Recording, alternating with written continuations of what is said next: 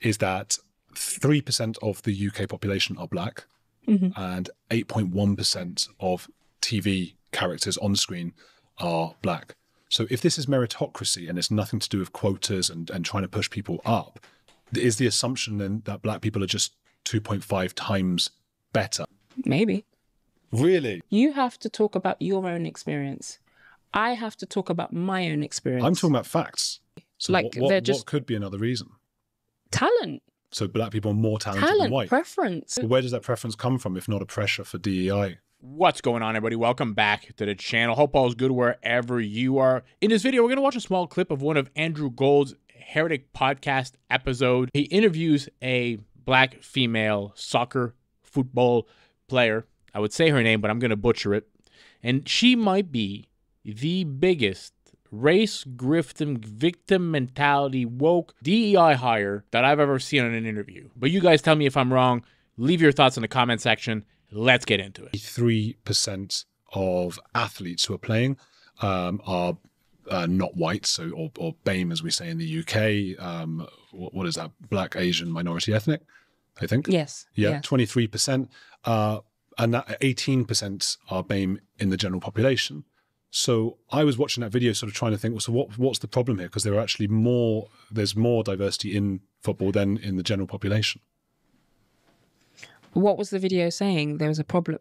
Were they talking about football? It was this big report that you had shared, and it was with Gabby Logan, and it was just, football, and it was the players, and it was, 23% are BAME in the game, and 18%, they didn't say 18%, they didn't say that part, but 18% in the general population. It was my understanding from that podcast was addressing other sports, because I think I said on the podcast that actually football is very diverse, and actually the issue is not at pitch level for football, and I can only speak about football as somebody who works in the game, but I said on that podcast that football actually is an example of brilliant diversity, and I think our England men's team is. The problem is actually why that doesn't translate to the boardroom, right? So why is there, as you said, I think it's actually like 34% diversity in terms of football, but it's very, very, very limited in the boardroom. So that the issue was why there's not a translation of diversity in the boardroom. And I mentioned that, well, it's because of gatekeeping. It's because of, a lot of the money and decision making is in boardrooms. And in the boardroom in sports, it's 17% are BAME, and as opposed to 18% of the general population. So that surprised me. To me, that seems pretty fair as well. Yeah, I mean, I think with sport as well, you've got to talk about sort of cultural norms and cultural background, right? So as long as talent is allowed to be given the opportunity to express and play the sport, and access is there, then that's what's important. So then why do we need like DEI policies? Because presumably, okay, maybe not the board level, but in sports itself, people are going to pick people, they want to win the game, right? You don't care if the person's like orange or pink or, from the planet Mars. You just want to win. When my understanding with DEI is that if you are going to favor someone purely because of something like skin color, that means they might not be the most talented, the best for the job. You're going more on skin color. Well, you're not. DEI policies are not about skin color. DEI is about giving people who have talent the opportunity to express that talent. So my issue with DEI and sort of anti-DEI discourse is that the starting point is extremely racist, frankly, because what you're saying is, well, because you're not white, you have to question whether you have the required skill, A, and B, you can't possibly be the best. Well, you could be the best and then you'll just get the job, presumably. No, but if you are getting the job, the assumption should be that you're the best. Yeah, and it would be if it weren't for DEI policies. Now people assume you got it because of DEI policies. But DEI policies, what DEI policies are we talking about? So again, I can only talk about my own industry, right? So a slur that gets leveled at me a lot, and it's always by white people, is you're only in the job because you're black. You tick a box, right? That is fundamentally what I see daily, right? Forgetting that I have probably been the best in my peer group from 4 years old when I played with white boys on my local estate through to doing GCSEs and getting fantastic grades, through to going to university and finishing the top of my graduating class as a lawyer and one of the most diverse universities, Brunel, in the country, through to playing for England and being one of 12 people who've gone over 100 caps, through to playing for Chelsea and Juventus, some of the biggest clubs in the world. And I'm not sitting here bragging. That's just facts, right? That's facts. Now, I'm a living, walking, breathing example of the fact that a black woman can be the best. Yeah. One of the best in her peer group, right? So when I get a job ahead of a white man who's typically the world's been built for that privilege, I can only point to the fact that I'm getting the job because of all those things I've just mentioned. Because of your talents. Right. So I think we're agreeing though. No. What and where I entirely disagree is this idea that, well, the DEI policy gave you the job. There is no DEI policy. But that's not what I'm saying. I'm saying the reason people assume that, perhaps wrongly, because you're right, you're extremely well qualified, is because we have this DEI stuff. If we just got rid of it, I think you would have this job anyway, and no one would be accusing you of it. But I think that's a false and dangerous assumption that I would get the job anyway. That's just not the case. Without DEI. I haven't got the job. I haven't got the job because of DEI. In broadcasting, for example, no broadcaster has any laws or quota system that they need to abide by. It's a myth. No government, no police, no anyone has said you have to hire X amount of black women, you have to hire X amount of black men. No one said that, right? So ultimately, they're picking me because they want to pick me. I agree with that. Right? So this is where there is no DEI policy. In my industry, in broadcasting, despite me having the accusation leveled at me constantly that I'm only in the job because of DEI, there is no policy. Look, I just want to make clear, I don't think you're in the job just because of DEI. I think you're in it because you're talented. I know. And you're one of the top footballers as well. And one of the reasons why I came on this podcast is to have this conversation, right? Because we need to sort of debunk these assumptions that are really dangerous assumptions, and they're really racist assumptions. But I feel like you're saying there isn't a DEI policy, but also you're defending DEI.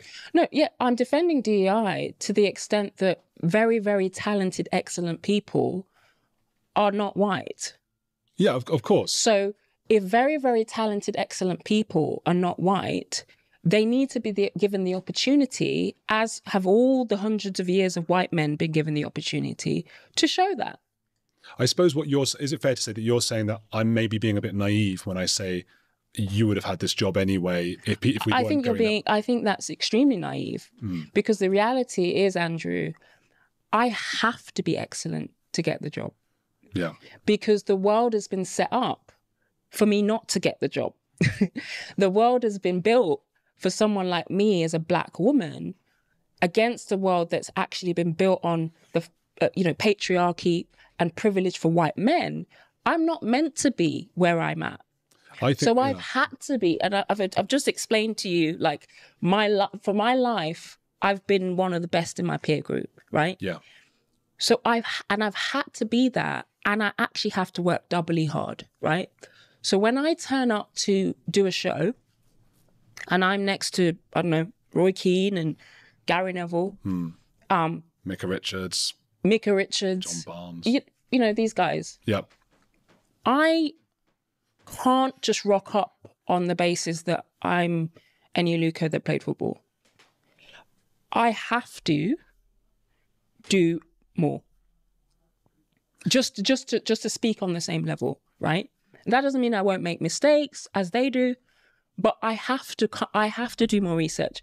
I have to be more prepared because the bar and the expectation for me is higher. Notice nobody has any issues with having Black people overrepresented in films or on the football field. And listen, I want the best players to be on the field. I'm an avid sports fan, not of soccer or football for my European listeners. I just want the best damn person for the job, but that would go for any job. But they do have a problem with the underrepresentation when it comes to the CEO jobs or the office jobs, the C-suite job. She actually called DEI, and this was crazy. She said, and I don't know what this means, but it's DEI is taking people with talent and allowing them to express that talent. And this coming from a DEI sports broadcaster. Now, don't get me wrong. She apparently was a great football player, soccer player, and she might have been. I don't really know much about her, but you can't fake that. You're either good or you're not. But girl, you've made it. And you've made it to the highest level of sports because you live in a country that is not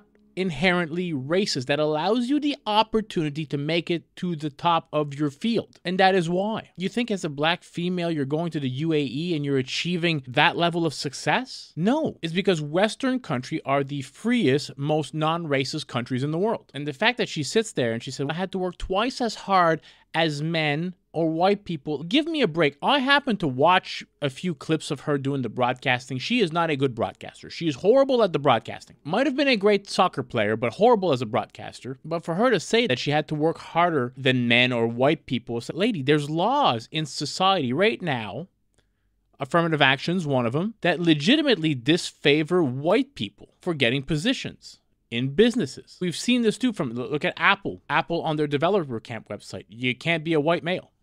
Best Buy. And I get that these are smaller positions, but nonetheless, and this is across the board at every level. White people and Asians are being very disfavored. Andrew talks about the Black community being represented at over 8%, and yet they're only 3% of the population. It's the same in America with Black people being 13% of the population. They're represented every commercial more than anybody else in every movie. And I'm not saying that they shouldn't be, but to complain about it when you would think that positions like CEO positions of quote-unquote power, or any position, pick one. Workplace environments are a representation of your society. If you're only 13% of the society, you should be represented at about 13%, and that would make sense. It's a mathematical equation, but minorities are represented at way more than 13%. We just need to judge everybody, like Andrew was saying, on merit. Then the right person just gets the job. How crazy is that? You take all ideology out of it. Don't worry about race. Don't worry about gender. Just give it to the best person for the job. This is some crazy victim mentality that this person has. Let's get back to the video. Coming out, if I came out to the press properly, the mainstream press, and said I wasn't hired because I'm a white person, okay, maybe certain newspapers we can think of might run with that story, but it wouldn't be the look that I want. Do you know what I mean? If you start saying, hey, I'm not hired because I'm a white man, can you see what I'm thinking when I think what look that is for me? What that would look like? Well, I just feel like, you know, after knowing you for less than 20 minutes, I just feel like you shouldn't let that be an established narrative until you actually know that that's the case. Well, over about 7 years, I spoke to about 50 production companies, and every one of them, they go straight to the BBC and Channel 4, said about halfway through the chat, they said, we do have to talk about something a bit uncomfortable. And I said after a while, I said, I know what it is already. And they said, well, we would not be able to put you forward. Now, the thing is, the evidence, there are one or two emails, right, who actually put it in words, but I don't want to get those people in trouble. Because I understand their pressures. I don't want to gaslight you either, right? So I don't want to sit here and be like, no, maybe you're imagining it, right? Because that's not nice either. The proof is in the stats. But and the reality is, in that situation, yeah, like that is an example of somebody being hired because, you know, of their race. Right? Okay, so another stat, just to bear out my point then, is that 3% of the UK population are Black, and 8.1% of TV characters on screen are black. So if this is meritocracy and it's nothing to do with quotas and trying to push people up, is the assumption then that black people are just 2.5 times better at acting, newsreading, and those kinds of things? Maybe. Really? I mean, so because for years, why not? But for years, when it was that were white people, there were more white people per person of the population. Saying something like that would be considered racist. Saying something like what? White people are just better at TV presenting and news presenting and stuff. Well, when I mean, white people have been dominant for hundreds of years, right? Sure. So that has been the assumption that. But a wrong assumption. I mean, these are the assumptions that like Hitler made, that the white Übermensch were better than anyone else, and we came to realize as society. I'm not sitting here saying black people are better than anybody else. I'm just saying. What explains it? The 2.5 times more likely to be on TV in the UK.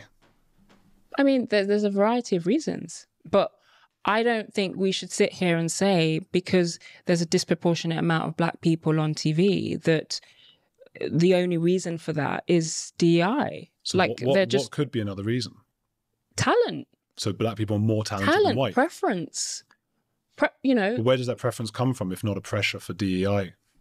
But again, we go back to it. What pressure for DEI? What, I mean, does the film industry again? I'm talking about my industry, and I'm saying the assumption that I'm in the job because I'm a black woman and tick a box is constantly leveled at me despite how qualified I am for the job.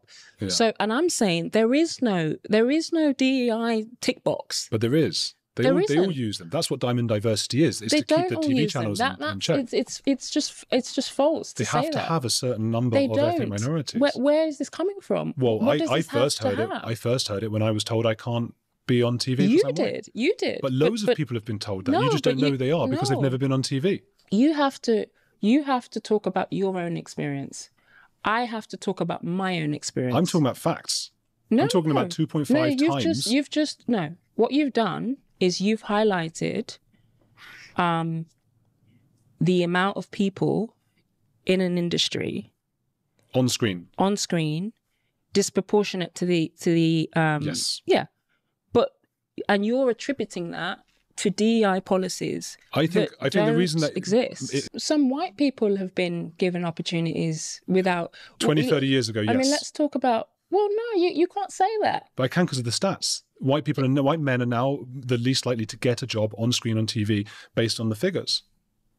There are more of them in general because the population there are far more white people, right? But there are fewer on TV per person of the population. Right. So like 3% of black people, let's say, of the population, 8.5% on TV. So white people, let's say it's 40% in the population, there's like 35% on TV.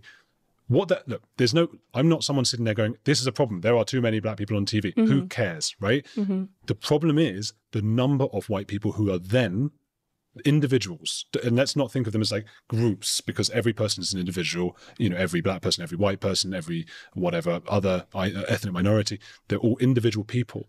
And it was, as I say, it was the hardest thing I've ever gone through. Was being told, because you're white, you can't have this job. So many people are being told that. And I think there are bigger problems when you as well. say so many people have been told that, you have to qualify that. I qualify it with the stats. How could it be? But those stats don't explain that so many people have been told that. You're just saying, how could it be? How can it be that there are more than there are 2.5 times the number of black people on TV than the general population if certain white people are not given jobs unless black people are just better? But there's certain industries that one type is more dominant than the other.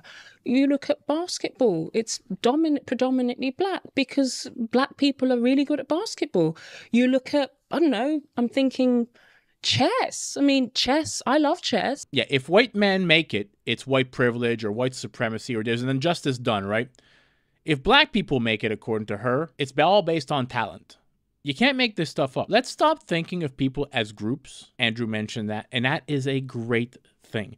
This is what the people that push critical race theory, these Marxist ideologies, this is what they want you to think. Take away the individual. You as an individual don't matter. It's all about your group identity first. Not your merit, not what you've done. And what we should be doing really is exactly that, right? We should be hiring people or promoting people based on the individual, based on individual merit, and not focus on their gender, their race, their ethnicity, their social economic class, whatever. Pick one, if they're LGBTQ or not. But instead what we do, and what these critical race theorists like to push, and what these CTR advocates like to push, is that because there was injustices in the past, and this is something that we talk a lot about on this channel, that we have to overcorrect now. We have to hire, because injustices were done to, say, black people or women in the past or gays. And I'm not saying they were not, because obviously they were. And I don't want to go back to a time where that was the case. But we're at a time now where we're doing the reverse.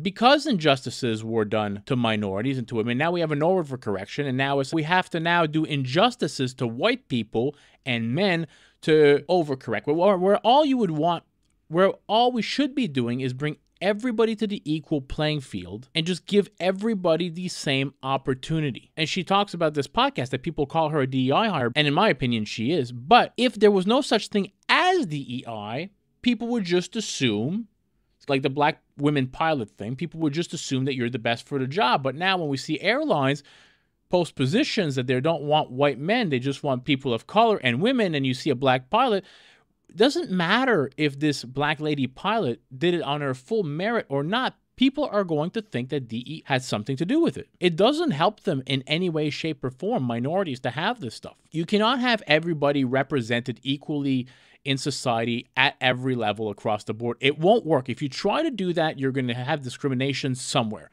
It's inevitable. The only way to do it is to treat everybody as an individual and hire or promote, or again, whatever, based on merit. And if you're running, say, a broadcast team and you have a 6-person broadcast team and the best people for the job happen to all be 6 Iranian lesbians, then so be it. And if they happen to be 6 white men, so be it. It doesn't matter. We don't all have to be represented at all levels at all times. If I watch a great TV show and I don't see a white guy in it, if it's well written and if it's good, not some woke BS, I don't care. I just want quality. The same goes for work. I run a real estate business. I hire people. Now, obviously, language matters. You got to speak the language that I speak. But other than that, I could care less. If you're the best person for the job, you get the job. I run an apolitical business. I will sell or rent to anybody. And I will also hire anybody as long as you're the best person for the job, which is the way it should be. Let's get back to the video. Should trans women be able to play in women's sports? Oh, wow. You hit me with that one. Yeah.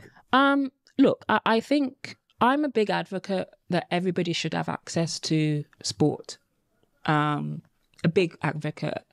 Because I know what football has done for my life in terms of it's given me everything. Like, it's given me the ability to travel. I've climbed socioeconomically. You know, my mom came to this country as a Nigerian middle-class woman who had to start from the bottom, right? Amazing. Like, she Amazing. she was a cleaner and she worked for the NHS.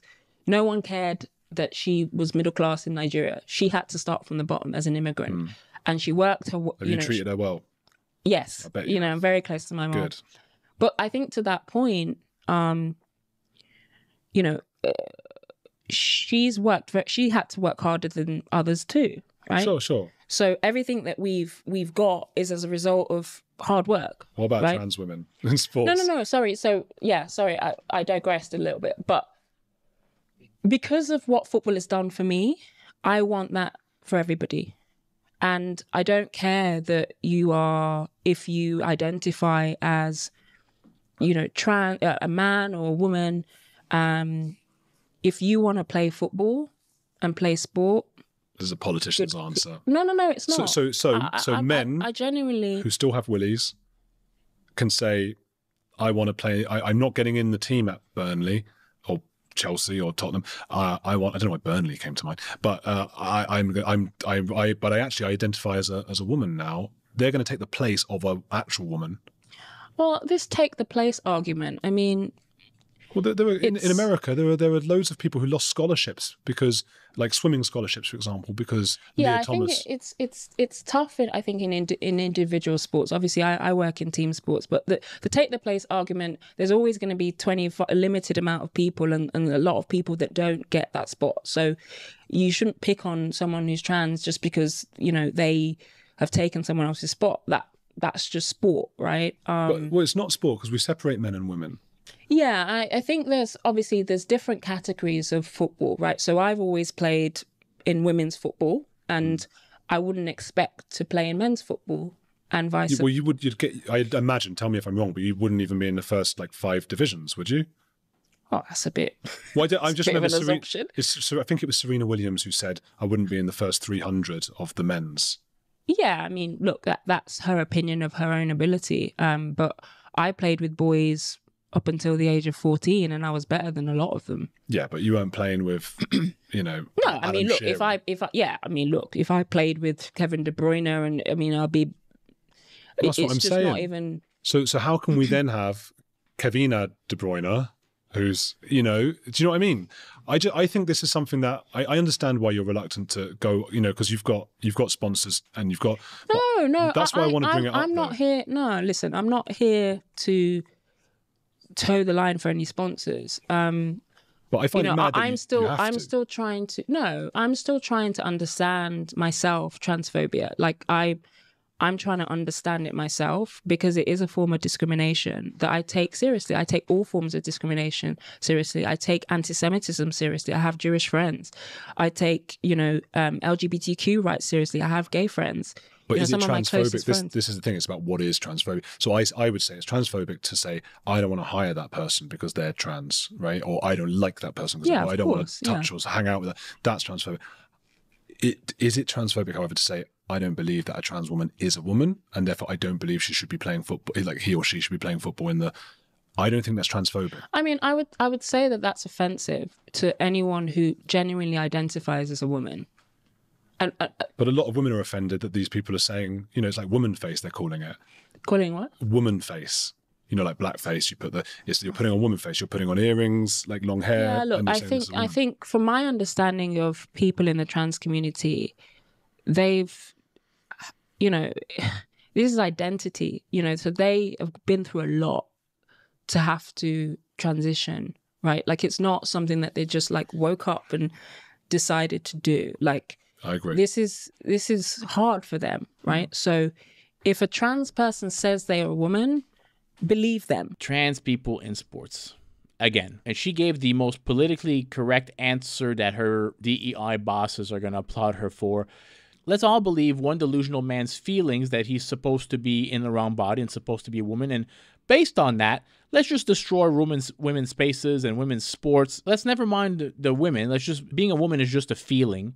That's all it is. Never mind the fact that men have a greater capacity for oxygen, 30% more lower body strength, 40% more upper body strength, bigger bones, more fast-twitch muscle fibers, more muscle mass. Let's forget about all that. And on top of that, about 100 other different things that make us different from men and women. But let's forget about that and just say that women is a feeling. If you feel like a woman, which no biological man would ever know what that feels like, the same way no biological woman would know what it feels like to be a man.